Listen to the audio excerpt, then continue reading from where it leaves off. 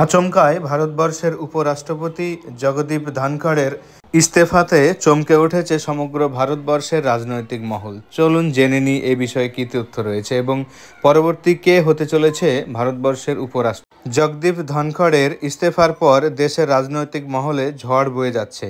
ধনখড় কেন আচমকা সরে দাঁড়ালেন, পাশাপাশি তার জায়গায় কে বসবেন তা নিয়েও বিস্তর জল্পনা চলছে।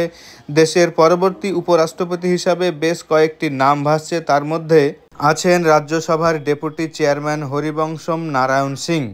সংবিধান অনুযায়ী দেশের উপরাষ্ট্রপতি রাজ্যসভার চেয়ারম্যানের দায়িত্ব পালন করে থাকেন, কিন্তু উপরাষ্ট্রপতি বা চেয়ারম্যান অনুপস্থিত থাকলে বা পদ খালি থাকলে ডেপুটি চেয়ারম্যান রাজ্যসভার বৈঠকে সভাপতিত্ব করেন।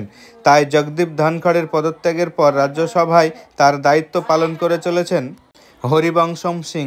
তিনি একটা সময় দেশের জনপ্রিয় সাংবাদিক ছিলেন। বিহারের লালু প্রসাদ যাদবের বিরুদ্ধে পশু খাদ্য কেলেঙ্কারি তিনি সংবাদ মাধ্যমে তুলে ধরেছিলেন।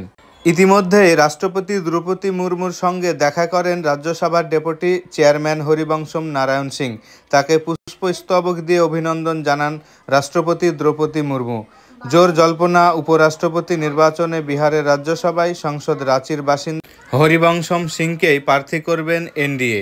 সেক্ষেত্রে দেশের 15তম উপরাষ্ট্রপতি হবেন হরিবংশম নারায়ণ সিং।